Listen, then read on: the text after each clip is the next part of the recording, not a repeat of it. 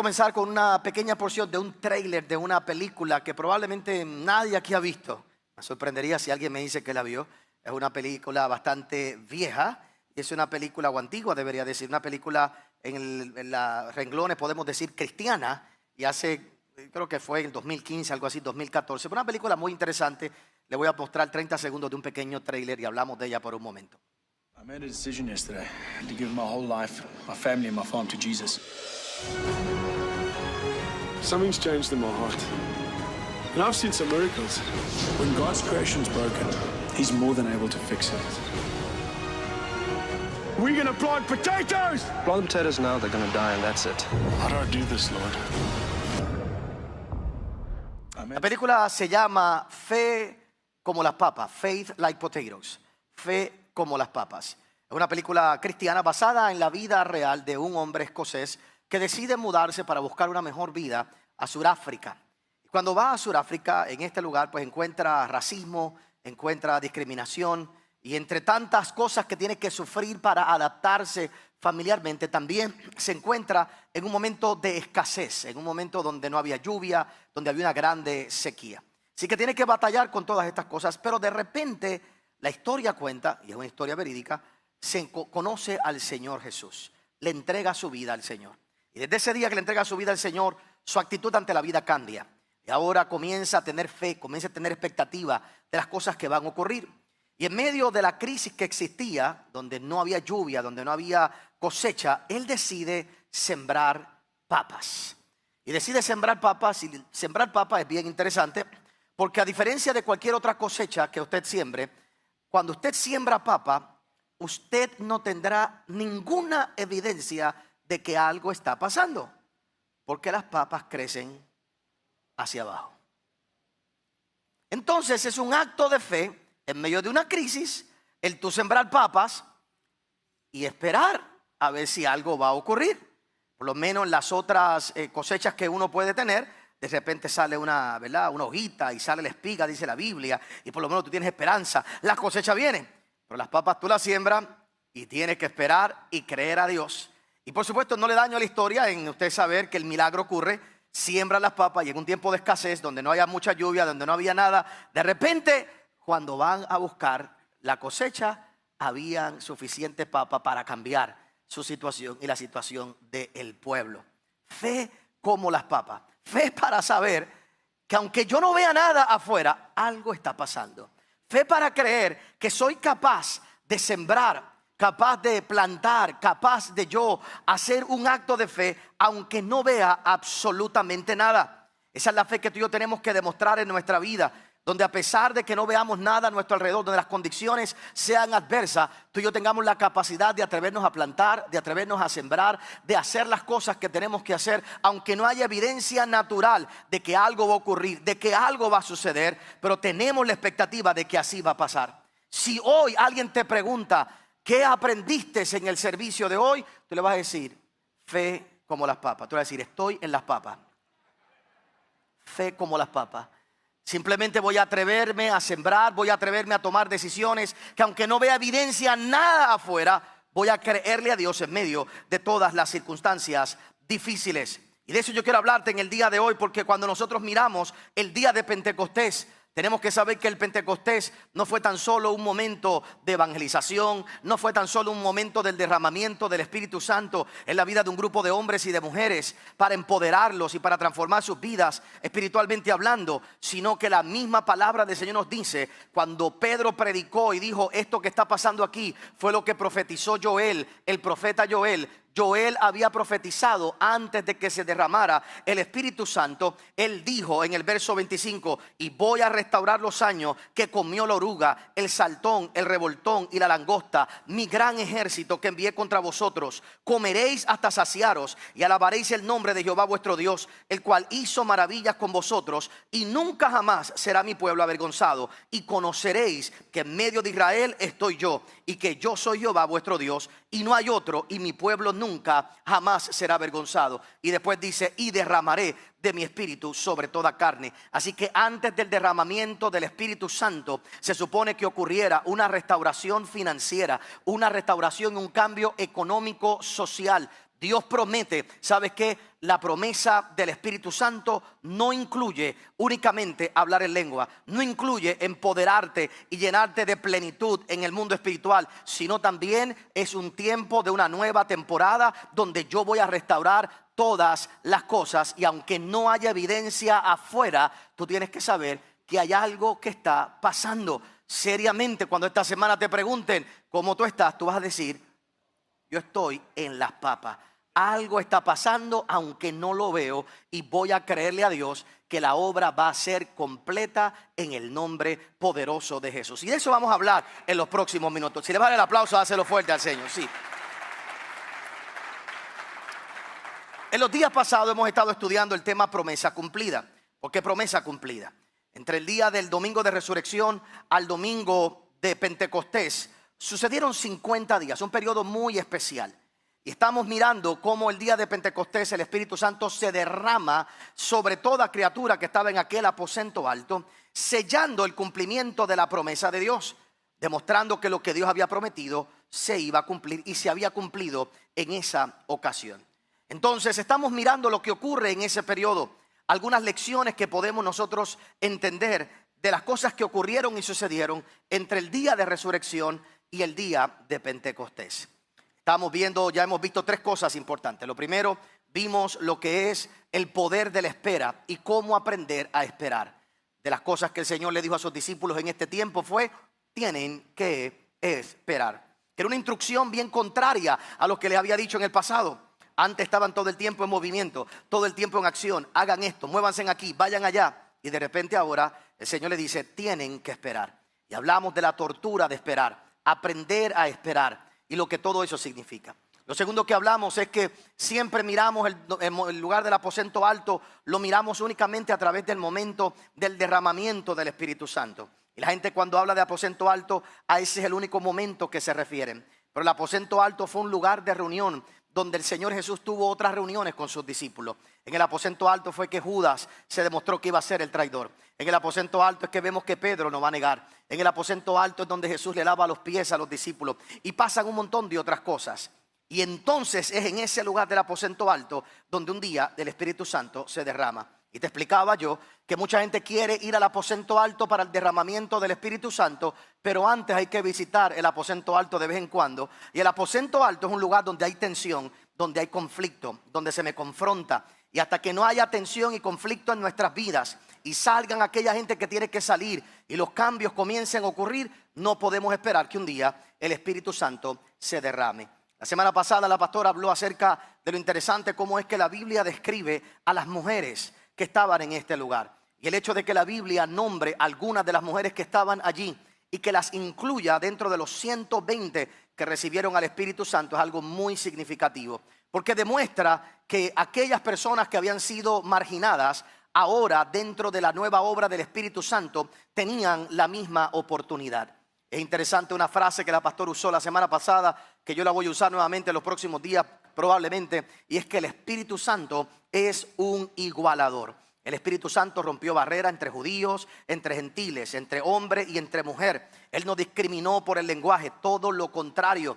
Y cuando nosotros miramos lo que es el Pentecostés, tenemos que saber que todo aquello que nos ha marginado queda roto dentro del poder del Espíritu Santo, y que tenemos la misma capacidad y que podemos manifestar la misma valentía, ser audaces de la misma manera, aunque el mundo nos haya puesto en el renglón de los marginados. Hoy vamos a ver el poder de la restauración total y cómo Dios puede romper ciclos de nuestro pasado.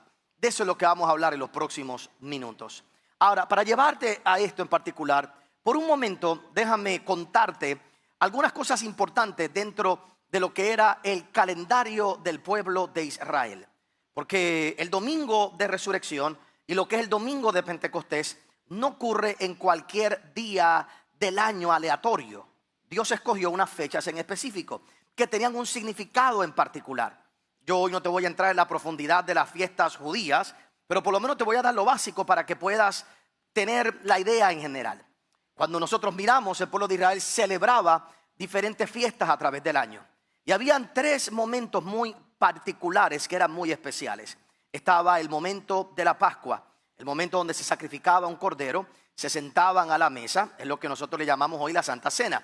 ¿Se acuerda que el Señor se sentó a la mesa en aquella ocasión, en el día de la Pascua? Y lo que les dijo fue: desde hoy en adelante ustedes van a hacer esto, pero ustedes no van a recordar el momento donde Dios los sacó de Egipto, sino que desde ahora en adelante me van a recordar a mí.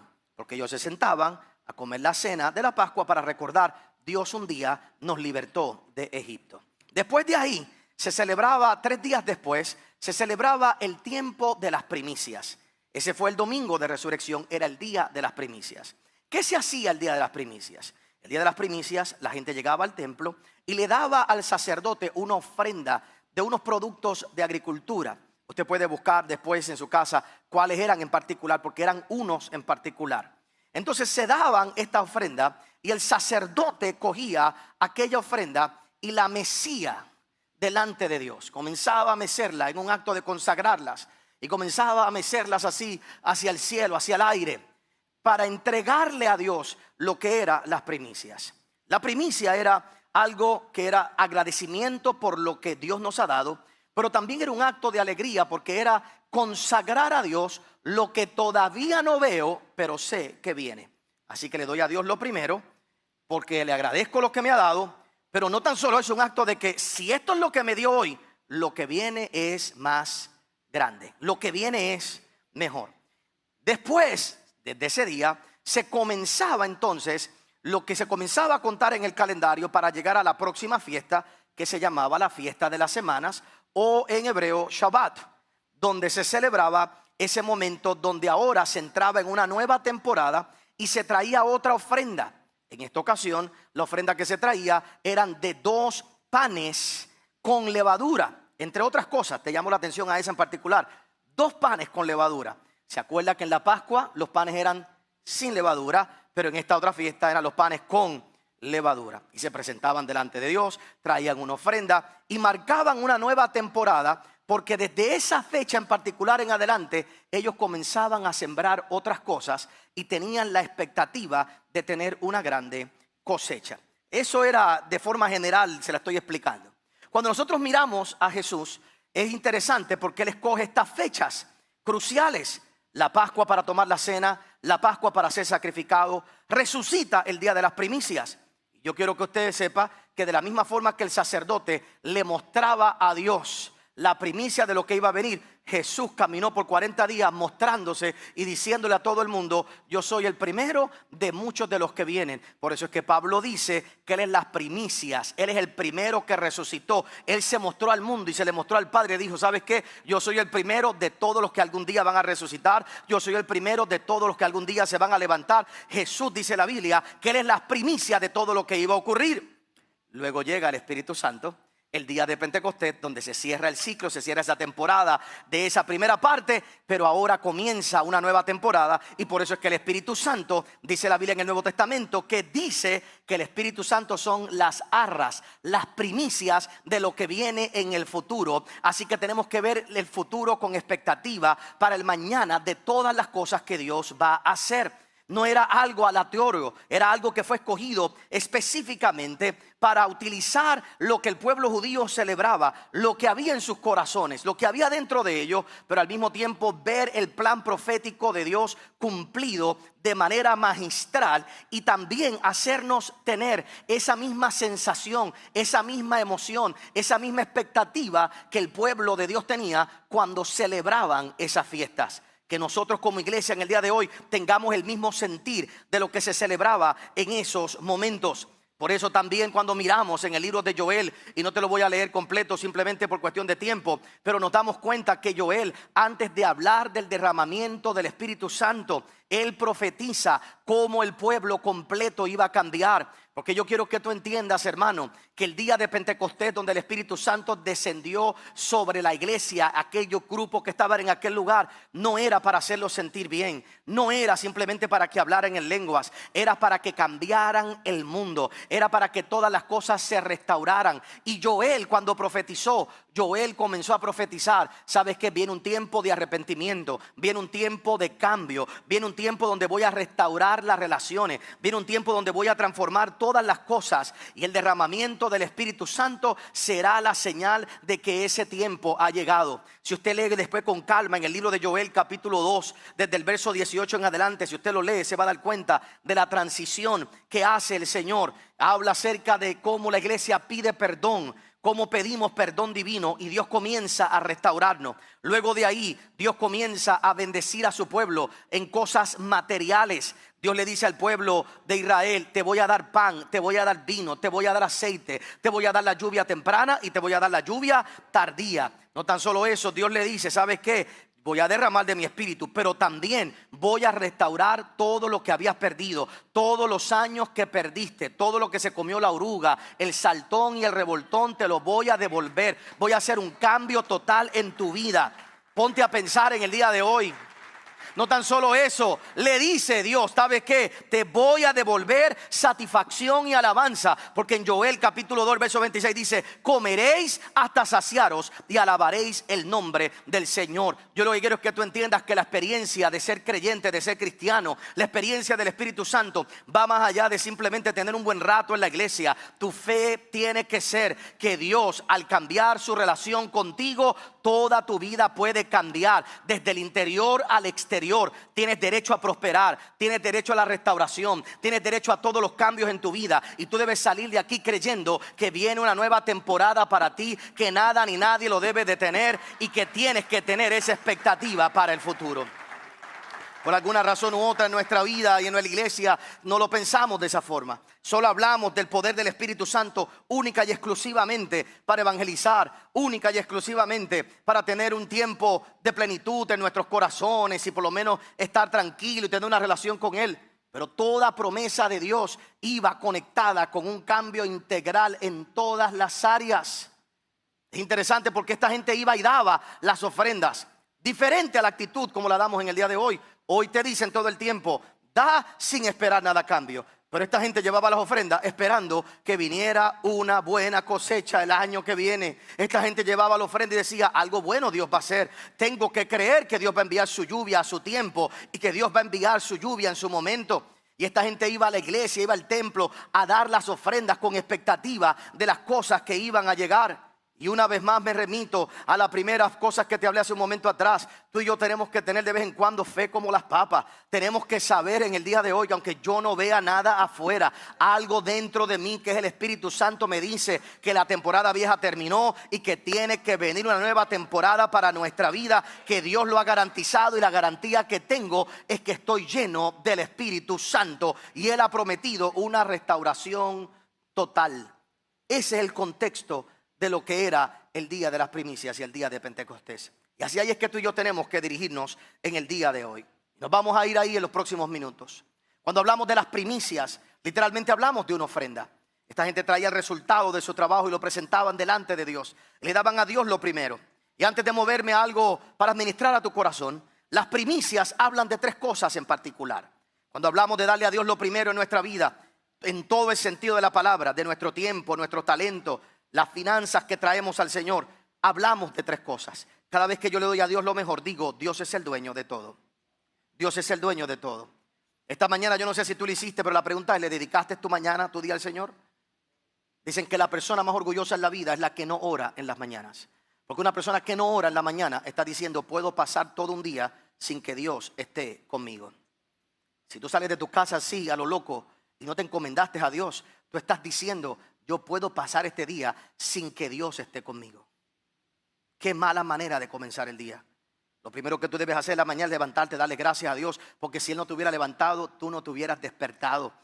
No importa el despertador que te pongan al lado, solo Dios te dio el aliento y el soplo de vida. Y el hecho de que tú te levantes y tú digas: gracias a Dios porque yo me levanté, porque tú me diste hoy la vida. Tú estás diciendo: tú eres el dueño de mi vida, Señor, y te dedico todo el día, porque de la misma forma que me permitiste levantarme, te dedico todo el día de hoy, Señor. Este va a ser un día glorioso, un día maravilloso, porque tú estás conmigo, porque tú vas conmigo, tú eres el dueño de mi vida. Pero ponte a pensar: ¿qué es lo primero que miras? ¿TikTok? ¿Qué es lo primero que ves? ¿Las noticias? A ver qué es lo que está pasando en el país, y pregúntate cómo es el resto de tus días cuando eso es lo primero que tú haces. Porque lo primero que tú haces en tu día gobierna por el resto del día. Y cada vez que tú le das a Dios lo primero, tú estás diciendo, tú eres el dueño de esto. Tú eres el dueño, mi Señor. Tú eres el dueño. Cada vez que le damos a Dios nuestra finanza, nuestro tiempo, nuestros talentos, estás diciendo, Señor, tú eres el dueño. 2, definitivamente cuando venimos a la casa de Dios y le damos a Dios las primicias en todo el sentido de la palabra de nuestras vidas, es un acto de adoración. Es un acto de yo adorarle, de yo respondo a la dádiva de Dios, respondo a la generosidad de Dios y comienzo a darle gloria y honra por causa de lo que Él me ha dado, con lo que Él ha puesto en mi vida. Yo vengo y se lo presento y lo adoro, me presento delante de Él y lo traigo en señal de adoración. Y número 3, definitivamente las primicias siempre es un sacrificio. No podemos darle a Dios cosas que no nos cuesten. Para Dios hay que sacrificar. Las cosas buenas en la vida requieren sacrificio y para Dios es un sacrificio. Yo sé que hay gente hoy a la distancia en el Zoom, que es la única manera que nos pueden ver en el día de hoy. Y qué bueno que tenemos hoy esa oportunidad y que la gente se puede conectar a la distancia, gente de otros países y aún aquí mismo en nuestra isla, ¿verdad? Yo sé que ya tenemos trabajos diferentes, compromisos y la vida está tan loca en nuestros horarios que lamentablemente no siempre podemos estar. Eso es entendible, que tenemos la ventaja de estar y de tener la conexión digital. Pero es un sacrificio el venir aquí, pero ese sacrificio cuesta y vale también el esfuerzo. Las cosas buenas hay que sacrificarle. Hay que decirle al Señor, ¿sabes qué? No me voy a quedar en la comodidad de mi hogar. Quizás no voy a dormir una hora más. Quizás no voy a hacer algo que yo quería hacer, pero voy a hacer un sacrificio. En la vida tenemos que sacrificarnos. Y a Dios se le tiene que dar siempre lo mejor. Y muchas veces lo mejor es lo primero. Porque aunque en el mundo espiritual tenemos seguridad de que algo mejor Dios va a hacer, nada en el mundo natural nos lo garantiza. Así que es un acto de sacrificio darle a Dios lo mejor y decirle, ¿sabes qué, Señor? Aquí te lo entrego creyendo en este sacrificio de que tú harás algo más grande en mi vida. Y ese es el contexto de estos 50 días. Ahora, hablemos de las primicias en otra dimensión. Y para hablar en las primicias y de este acto de ofrendarle a Dios lo primero de todo lo que es nuestra vida, tenemos que entender el principio agrícola de este grupo de personas y lo que representaba para ellos. Yo quiero usar por un momento una palabra y es la palabra ciclos. Las primicias daban final a un ciclo y abrían un nuevo ciclo. No meramente una temporada, sino un ciclo. Una temporada puede tener varios ciclos dentro de la misma temporada. Una cosa es una temporada que dura un periodo de tiempo en el cual existen múltiples ciclos. Y hay momentos donde nosotros tenemos que cerrar temporadas, pero hay momentos donde tenemos que cerrar ciclos. Y hay gente que no comprende que Dios es un Dios de ciclos. Dios no trabaja en línea recta. Dios es un Dios de ciclo. En el libro de Génesis capítulo 8, el mismo Dios dice, mientras la tierra permanezca, no cesará la sementera y la siega, ni el día y la noche. Dios estableció ciclos para todas las cosas. Está el ciclo del día y de la noche. Está el ciclo de la siembra y de la cosecha. Está el ciclo de la lluvia temprana y de la lluvia tardía. Y entender los ciclos divinos es aprender a vivir al ritmo de Dios y al paso de Dios. Y uno de los problemas que hay muchas veces en nuestros corazones es que no estamos en el mismo ritmo divino de los ciclos que deberíamos estar viviendo. Se nos hace muy difícil a nosotros aquí como caribeños a veces entender los ciclos, porque en nuestro cuerpo mismo está diseñado, se supone que está diseñado para que nosotros podamos identificar las temporadas, ¿verdad? Cuando usted va a Estados Unidos, usted va en el mes de octubre, usted va en el mes de final de septiembre, en el mes de octubre, usted comienza a ver las hojas de los árboles caerse, usted comienza a ver los colores que comienzan a cambiar. Y ahí es que todo el mundo comienza a decir, tengo que ir a arreglar el garaje, tengo que buscar la maquinita para sacar la nieve, ahí es que las damas sacan las botas que no puedes usar en verano, porque si las usas en verano se te achicharran los pies, pero ahora vienen las navidades, entonces tú comienzas a prepararte y ahí es que tú comienzas a trabajar, porque tu cuerpo se comienza a preparar y tu mente se comienza a preparar y tienes unos días de preparación. Nosotros vamos a estos lugares en octubre, noviembre o en diciembre y te pregunta todo el mundo, ¿cómo es la temperatura? Que no conoce. ¿Y cómo es la temperatura en Puerto Rico? Y tú le dices, bueno, en diciembre igual que todo el año. Un poquito más caliente, un poquito menos, pero estamos ¿qué? Igual. Y te preguntan, ¿y el gobierno? Igual también, todo es igual. Todo es igual, no importa. Todo es igual. Y nosotros no, volvemos a lo mismo y todo es igual. ¿Cómo está todo? Pues igual. Nosotros no tenemos, aquí realmente no hay esa distinción. Quizás un poquito más de lluvia, un poquito más de calor, pero no tenemos que hacer tantos ajustes como se hace en estos otros lugares. No use esto para justificar su tardanza, pero es una de las razones por la cual los caribeños viven en una zona de tiempo diferente al resto del mundo. Porque nosotros estamos aquí relax. Porque no tenemos ciclos en la vida, nada nos dice dónde tengo que estar a ninguna hora, en ningún momento. Esta es la verdad, psicológicamente. No tenemos, es parte de la... Aquí tenemos que obligarnos. Imagínense que en Estados Unidos se hace el cambio una vez al año del Day Saving Light. Se cambia una hora para atrás para no salvar, sino simplemente disfrutar de una hora extra de sol en la jornada de trabajo. Como el sol oscurece un poco más temprano, se mueve la hora, como no podemos mover el sol, nos movemos nosotros, se mueven ellos una hora para atrás para tener una hora más de sol, porque se supone que si tienes una hora más de sol, se supone que puedas trabajar una hora más y para ser productivo más a la nación, entonces mueves una hora más para tener una hora más de sol. En Puerto Rico no la cambiamos. Si nosotros cambiáramos una hora para atrás aquí en este país,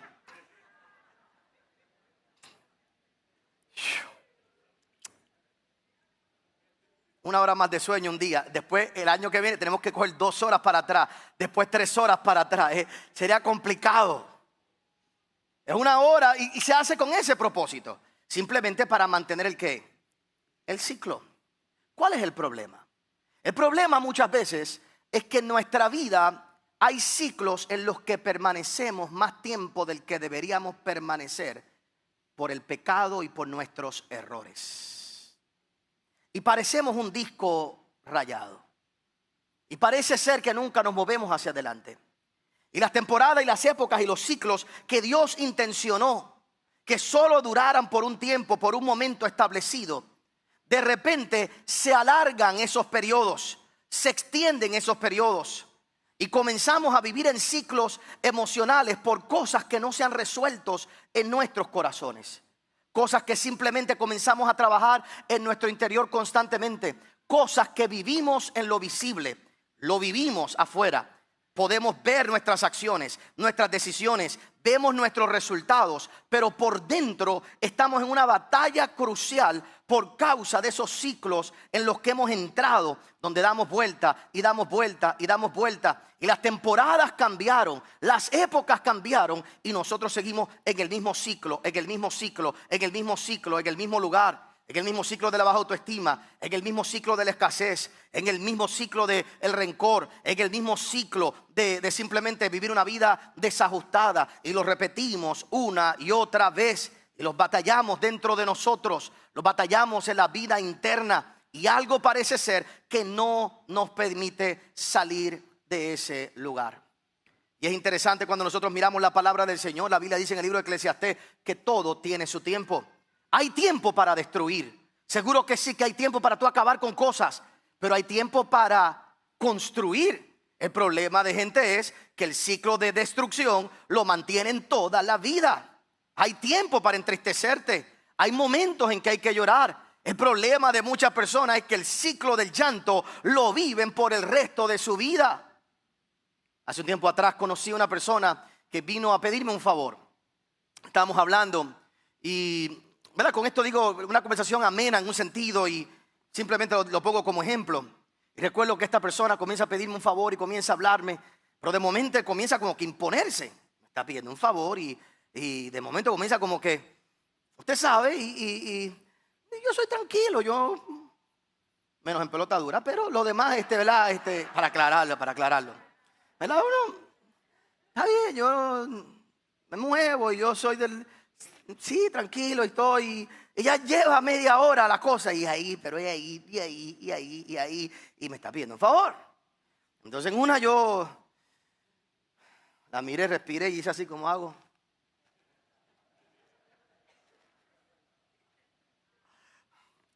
Tú me estás pidiendo un favor, ¿verdad?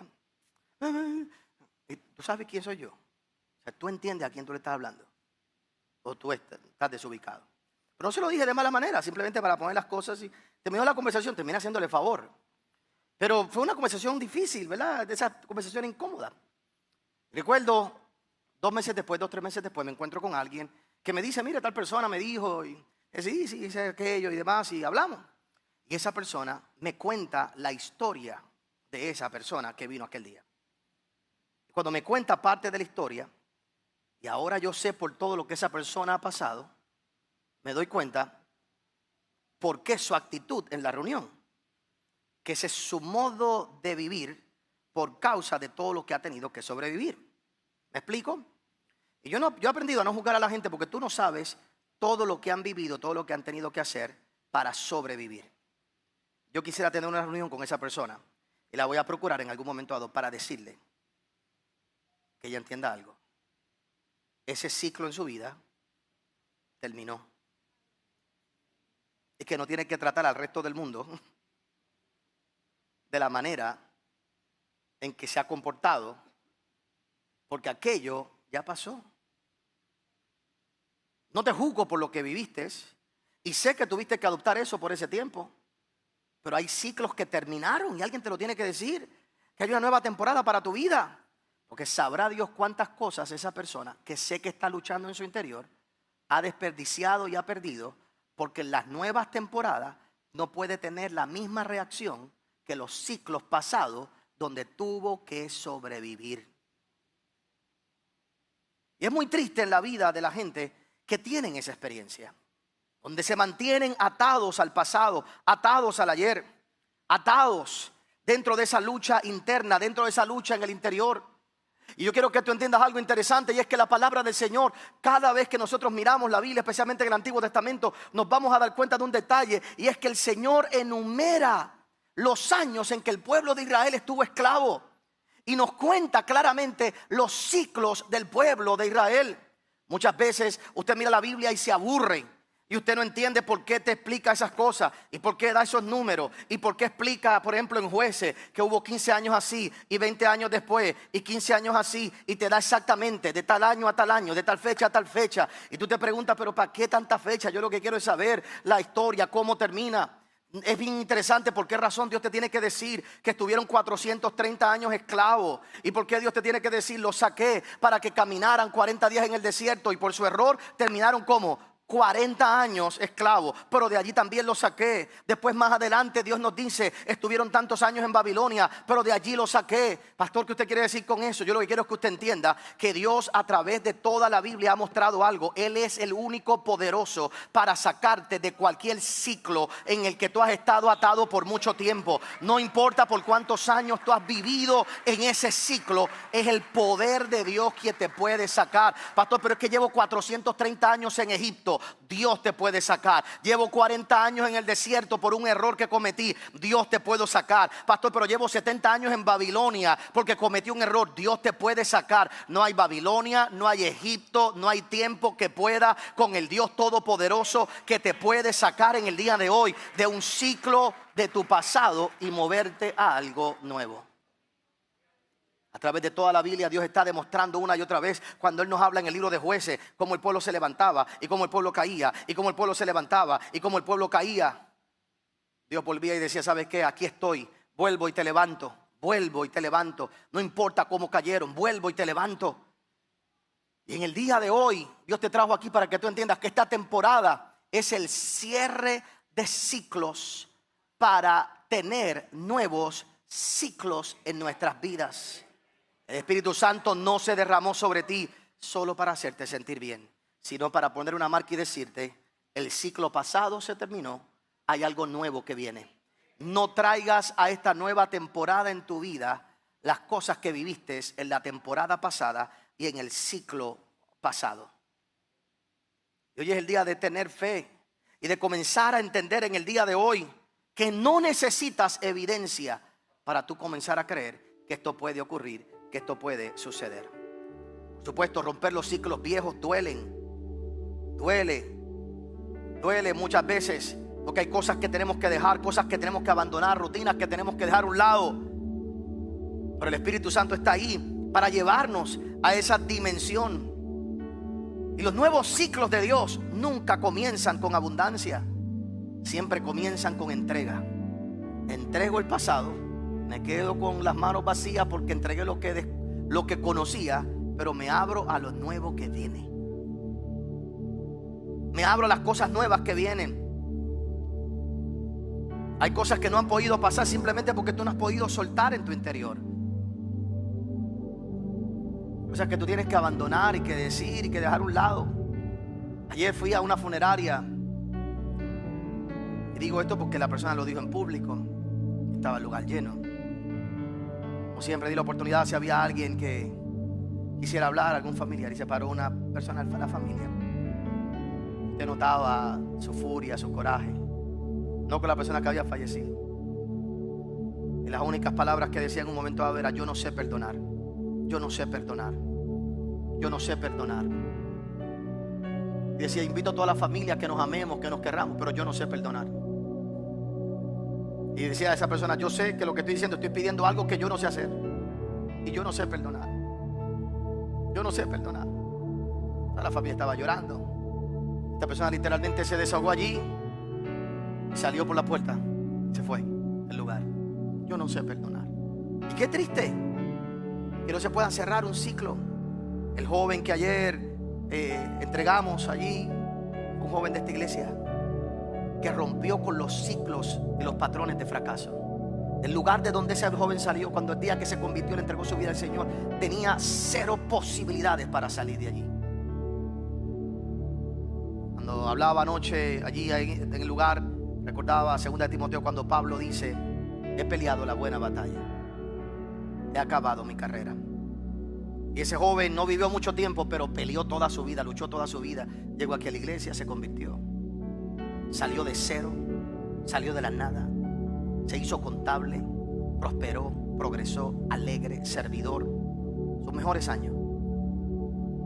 Su familia, lamentablemente, uno de ellos decía: no puedo perdonar. Se acabó el servicio y cuando voy a salir me agarra a uno de los hermanos y me saca aparte.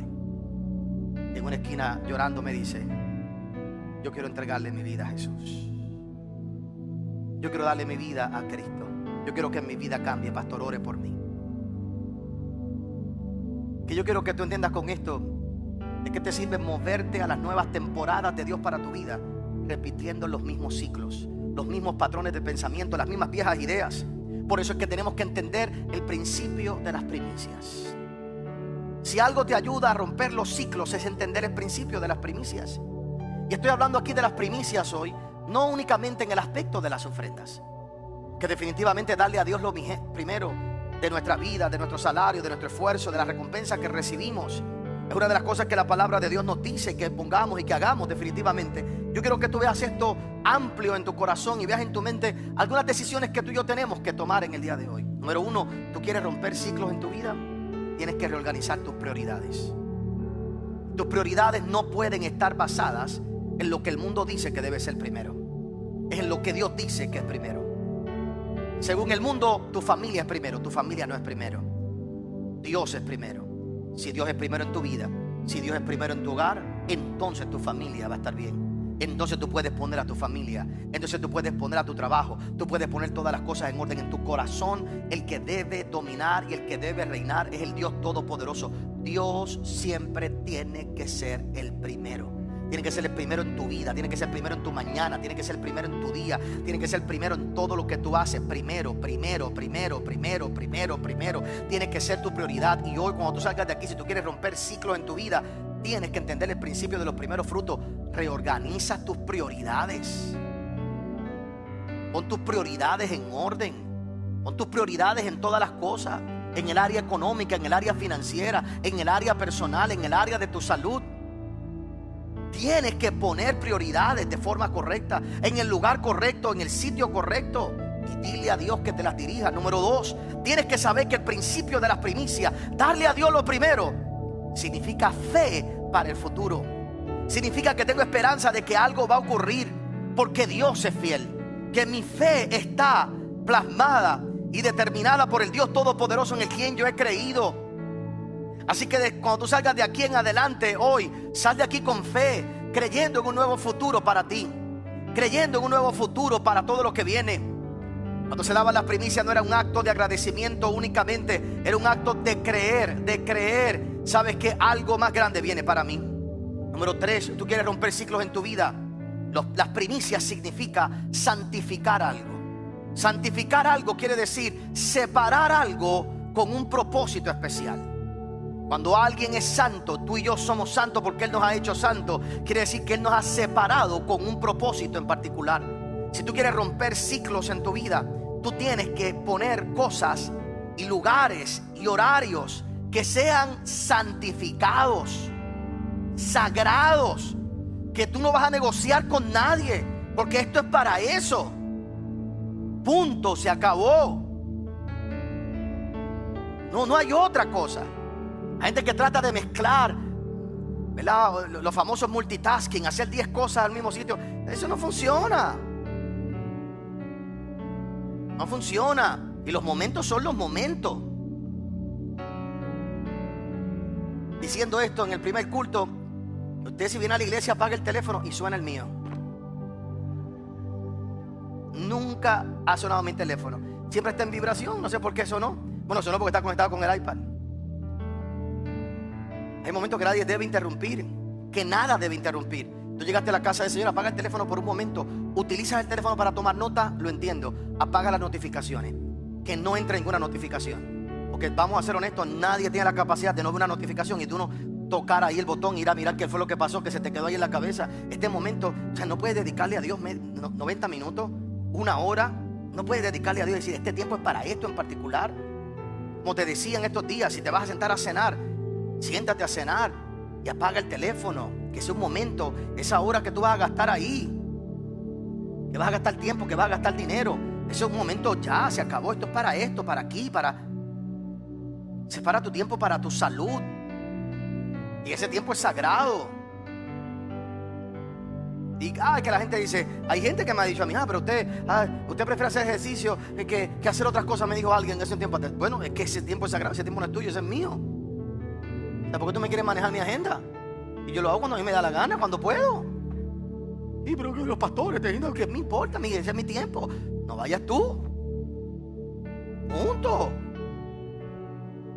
Y usted vaya allí y ese es su tiempo. Yo te atiendo en otro momento, pero en este no, este es mi tiempo. Y te doy cosas tan sencillas como esas simplemente para que piense en tantas cosas. Usted va al gimnasio, vaya y haga ejercicio, ¿qué hace usted allí? Yo veo tanta gente que va a pajarear, a hablar, a oír música, a estar pendiente a lo otro, a aquello, que tú los miras, tú dices, rayos, ¿qué hacen aquí? Mire, si usted se está riendo, usted no está haciendo ejercicio.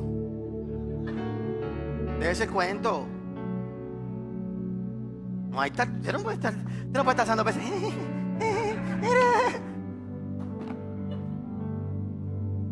Mejor no gaste ni el dinero ni el tiempo. Concéntrese. ¿Por qué te digo eso? En tu casa tiene que haber un espacio que son lugares sagrados. El cuarto del matrimonio es un lugar sagrado. Allí no entran amigos, allí no entra nadie. Llegan amigos a tu casa, tú le vas a enseñar tu casa, tú le enseñas todos los cuartos menos el cuarto tuyo. Eso es sagrado. Son lugares, son espacios. Hay dinero que es sagrado. Hay dinero que es para Dios, para ofrendar, para ser generoso. Y hay dinero que tú estableces como ahorro. Y eso es sagrado. No, pero que salió en descuento. No me importa, eso es para ahorro, punto, y se acabó. Pero hay que aprovechar porque esos descuentos nunca vendrán otra vez. Pues que no vengan otra vez. Si tú no haces eso, nunca romperás los ciclos de tu pasado. Nunca romperás y volverás a entrar en ellos. Por último, las primicias. Dale a Dios lo primero, que representa también, es un acto profético. Aparte de ser un acto de fe, de expectativa para el futuro, de tener una visión buena para el mañana, es un acto profético. Y la diferencia entre la fe y lo profético es que lo profético debe levantar anticipación dentro de ti. Debe levantar anticipación en tu vida. debe levantar esa alegría y ese gozo con el que tú debes vivir todos los días. Tú y yo debemos vivir anticipando lo mejor, anticipando los mejores tiempos. Tú y yo debemos vivir nuestras vidas con la anticipación de que Dios va a hacer algo más grande, que todavía no lo entiendo, que todavía no lo comprendo, que no sé por qué estoy viviendo esto, que no sé por qué está pasando esto, pero algo más grande Dios va a hacer. Pero ¿cómo usted lo sabe? ¿Cómo usted? Yo no sé, solo sé que algo más grande viene y me anticipo. Ponte a pensar cuando tú has estado anticipando tus vacaciones. Dime cómo tú te sientes cuando tú anticipas tus vacaciones. Un tiempo de alegría. Si tú planificas vacaciones, para eso sí ahorra, para eso sí guarda. Y esos días antes eres la persona más productiva de la vida. Todo lo que no hiciste en el año, en una semana lo tienes que terminar para irte de vacaciones tranquilo. Y tú dices, pero fíjate, ¿por qué te rindo más el tiempo? Bien sencillo, porque estás anticipando algo que viene. ¿Por qué no vives tu vida en una vacación? No, aquí no, en Puerto Rico no puedo decir una vacación eterna, porque si no, aquí demasiados días libres. Pero ¿por qué tú no vives tu vida con esa anticipación constante para el futuro que Dios tiene para ti? Esta semana tú lo que debes anticipar, algo grande va a ocurrir esta semana. Estamos en un periodo maravilloso.